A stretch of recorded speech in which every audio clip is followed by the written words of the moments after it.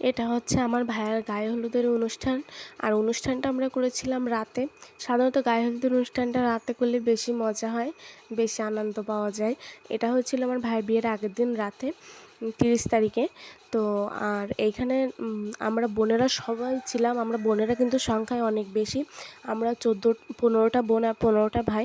তো এখানে আমরা 13টা বোন ছিলাম, আর 2টা বোন থাকতে পারেনি, কারণ একটা বোন থাকে ভারতে, একটা বোন থাকে সৌদিতে, তারা আসতে পারেনি। তো সেজন্য আর কি। তো এইখানে এখন আমার ভাইয়ের গায়ে হলুদের কেকটা কাটা হবে। আর এখানে সবাই পার্টি স্প্রে, মানে প্রত্যেকের মুখে মুখে পার্টি স্প্রে মেরে জাস্ট ভূত বানিয়ে দিয়েছে আর কি। তো এখানে আমার আম্মু আছে, দাদি আছে, তাদের সাথে ভাইয়া কেকটা কাটলো।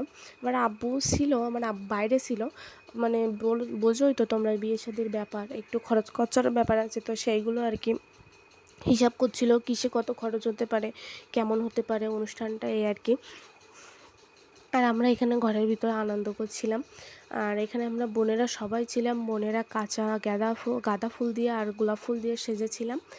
প্রচুর আনন্দ করেছি, আর নাচ গানও হয়েছে কিন্তু প্রচুর। তো আর এই সবের ভিতরে মানে আমার সবই ভালো লেগেছে, তবে খারাপ লেগেছে একটা বিষয়, যে আমার বাচ্চাটা না অনুষ্ঠানে উপস্থিত থাকতে পারেনি, আর ওর একটাও ছবি তোলা হয়নি। এই কারণ ওর না প্রচুর জ্বর ছিল। ও যেদিন অনুষ্ঠান হয়েছে সেদিন সকাল থেকে ওর প্রচুর জ্বর।